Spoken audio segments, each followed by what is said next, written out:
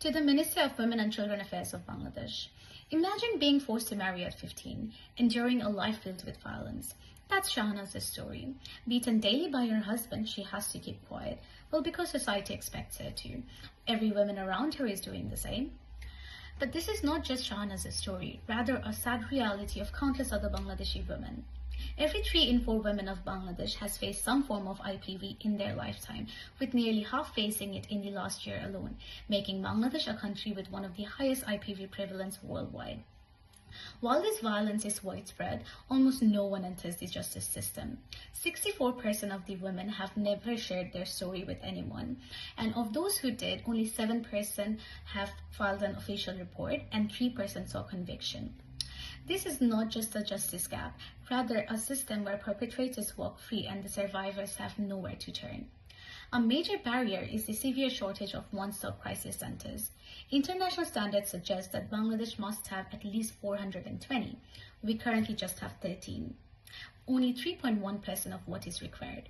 If we want reporting to increase, we cannot rely on the survivors to navigate through unsafe police stations and district hospitals where many are even declined basic treatments.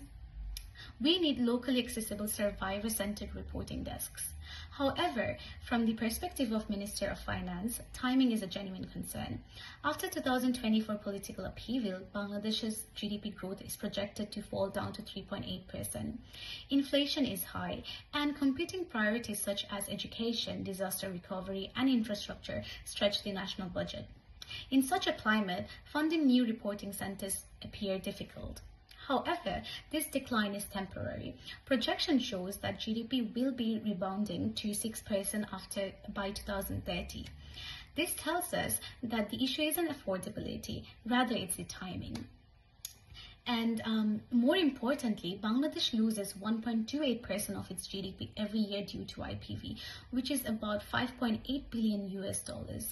Meanwhile, building a nationwide OCC network costs less than 0.001% of Bangladesh's GDP, showing that the cost of inaction is way higher than the cost of action. So if we invest now, we reduce both violence and economic loss. And because fiscal constraints are real today, we don't need all 64 desks immediately.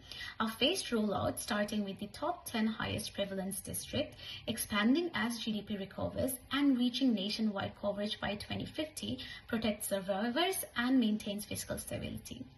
That brings me to my call to action today. I urge the Minister of Women and Children Affairs of Bangladesh to implement at least one survivor-centered reporting desks in every district by 2050, leveraging existing infrastructure with the goal of increasing official IPV reporting by at least 25%. This reform protects women, strengthens justice pathways, and supports long-term economic growth, directly advancing SDG 5.2. Together, we can ensure every survivor has a safe space to speak and be heard.